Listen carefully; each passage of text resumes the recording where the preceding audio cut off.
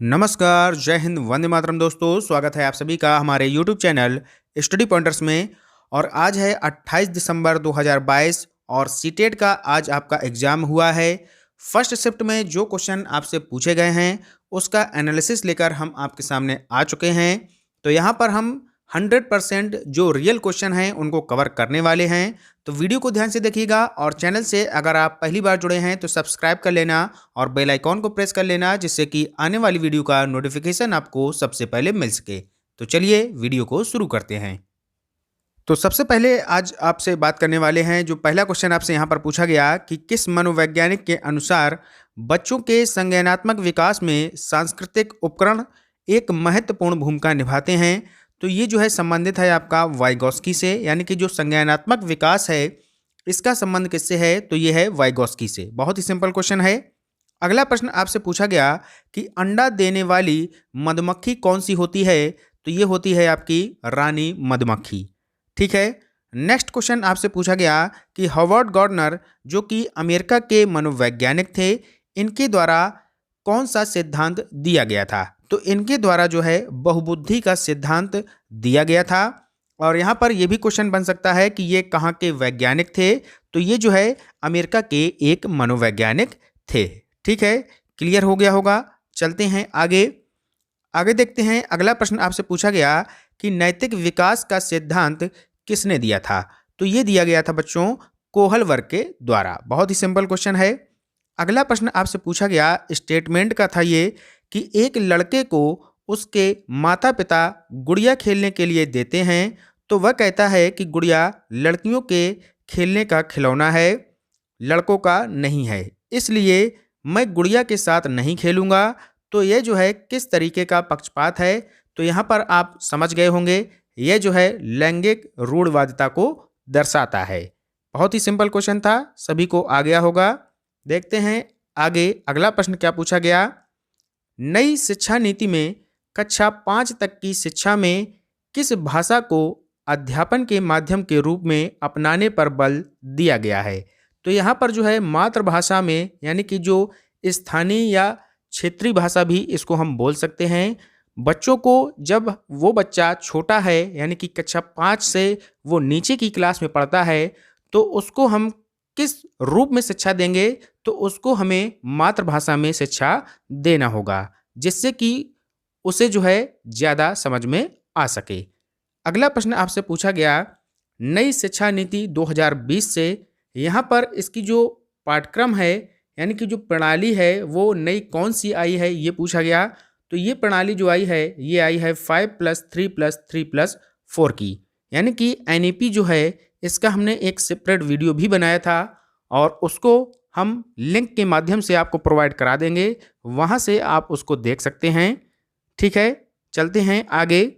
Next question आपसे पूछा गया NCF से, यानी कि NCF 2005 नेशनल करिकुलम फ्रेमवर्क, ये इसका फुल फॉर्म होता है, यानी कि राष्ट्रीय पाठ्यचर्या रूपरेखा। और इसकी जो अध्यक्षता की थी वो की थी प्रोफेसर यशपाल शर्मा ने। ठीक है, और इसका जो प्रमुख सूत्र है ये पूछा जाता है, तो इसका जो प्रमुख सूत्र है वो है लर्निंग विदाउट बर्डन, यानी कि बिना भार के अधिगम, यानी कि बिना बोझ के शिक्षा।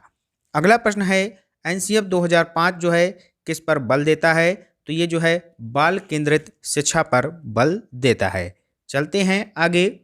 अगला प्रश्न देखने को मिला कि एक बालक पढ़ते समय W को M पढ़ता है और M को W पढ़ता है, तो वह किस विकार से संबंधित है, तो ये जो हो जाएगा ये हो जाएगा आपका डिसलेक्सिया से संबंधित।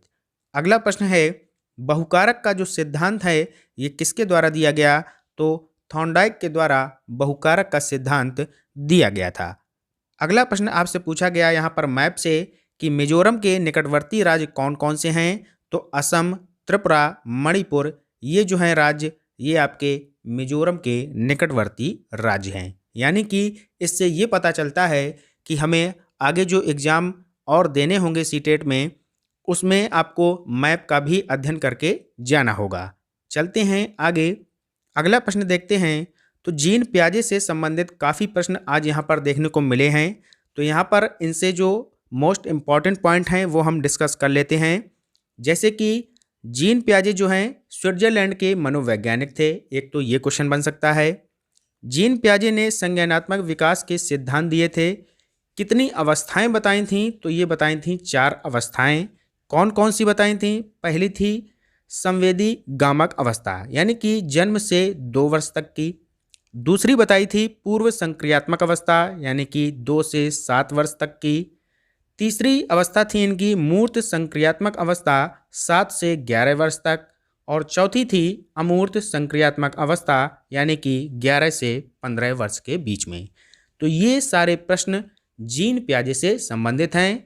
कोई भी यहाँ पर पॉइंट आपसे पूछा जा सकता है। चलते हैं आगे। हाथी से संबंधित आज यहाँ पर एक प्रश्न पूछा गया था, तो वो कौन सा प्रश्न था ये तो बच्चों के द्वारा नहीं बताया गया है। इतना पता चला है कि हाथी से संबंधित एक प्रश्न आया था। तो हाथी से संबंधित क्या क्या प्रश्न बन सकते हैं वो देख लेते हैं।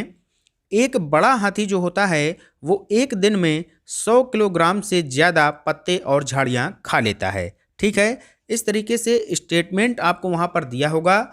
वहाँ पर आपको बताना होगा कि कौन सा स्टेटमेंट सही है या कौन सा स्टेटमेंट गलत है। तो ये जो हम यहाँ पर पॉइंट आपको बता रहे हैं, इनको आपको याद रखना है।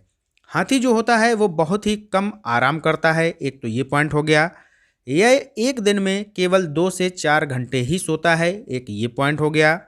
हाथी को पानी और कीचड़ से खेलना बहुत भाता है, यानी कि बहुत अच्छा लगता है। इससे जो है उसके शरीर को ठंडक मिलती है।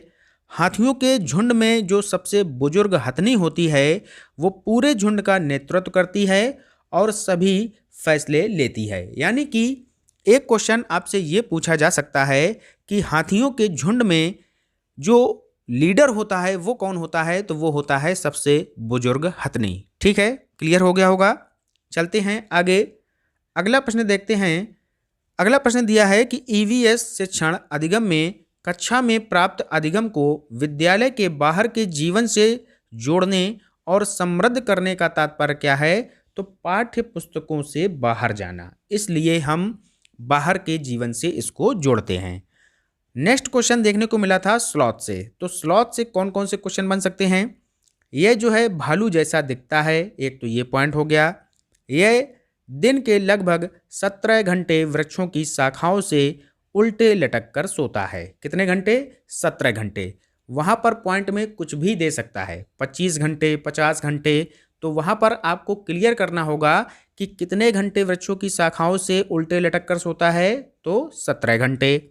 अगला पॉइंट है, यह जिस वृक्ष पर रहता है उसी की पत्तियों को खाता है। यह लगभग 40 वर्षों तक जीवित रहता है। तो ये सारे पॉइंट आपको यहाँ पर याद रखने हैं। चलते हैं आगे। आगे देखते हैं अगला प्रश्न क्या पूछा गया। उच्च ज्वार यानी कि तेज बुखार के साथ कपकपी जिसका उपचार सिनकोना पेड़ की छाल से किया जाता है, तो ये कहलाता है मलेरिया। और मलेरिया का उपचार कहाँ से करते हैं बच्चों? सिनकोना पेड़ की छाल से। अगला प्रश्न है, पक्षियों की कौन सी प्रजाति झटके से अपनी गर्दन आगे पीछे करती है? तो ये करती है मैना। बहुत ही सिंपल क्वेश्चन है। अगला प्रश्न पूछा गया, निम्नलिखित पक्षियों में से कौन यानी काफ़ी हद तक अपनी गर्दन को पीछे तक घुमा सकता है? तो ये घुमा सकता है उल्लू। चलते हैं आगे। अगला प्रश्न अगर बात करें तो हिंदी में जो है जो पैराग्राफ आते हैं, वहाँ पर आपका एक जो पैराग्राफ आया था वो प्रकृति से संबंधित आया था, और एक जो कविता आई थी वो भारत माता से संबंधित आई थी। तो ये आपको जो इससे क्वेश्चन बनेंगे वो आप पैराग्राफ के माध्यम से कर सकते हैं, काफ़ी आसान होते हैं। अगर बात करें गणित में तो ट्रेन से संबंधित यहाँ पर प्रश्न देखने को मिले थे, भिन्न से संबंधित प्रश्न आए थे, एलसीएम एचसीएफ हुआ, यहाँ से संबंधित प्रश्न आपको देखने को मिल रहे हैं। इंग्लिश में बात करें तो ताजमहल से संबंधित एक पैसेज आया था। तो ये सारी चीज़ें जो है बच्चों के द्वारा हमें बताई गई थी और जिनका हमने आपके सामने एनालिसिस किया है। तो वीडियो कैसा लगा ज़रूर हमें कमेंट बॉक्स में बताएं, और जो भी वीडियो हमने आपको पहले पढ़ाए हुए हैं वहीं से क्वेश्चन यहाँ पर बन रहे हैं। तो जितनी भी मैराथन हैं उनकी सारी लिंक हम आपको डिस्क्रिप्शन में प्रोवाइड करा देंगे, वहाँ से आप उनको कंप्लीट कर लीजिएगा। और जैसे ही आपका सेकंड शिफ्ट का एग्ज़ाम होता है उसका एनालिसिस लेकर हम आपको शाम के आ जाएंगे। तो मिलते हैं नेक्स्ट वीडियो में, तब तक के लिए goodbye, have a nice day. जय हिंद, जय भारत।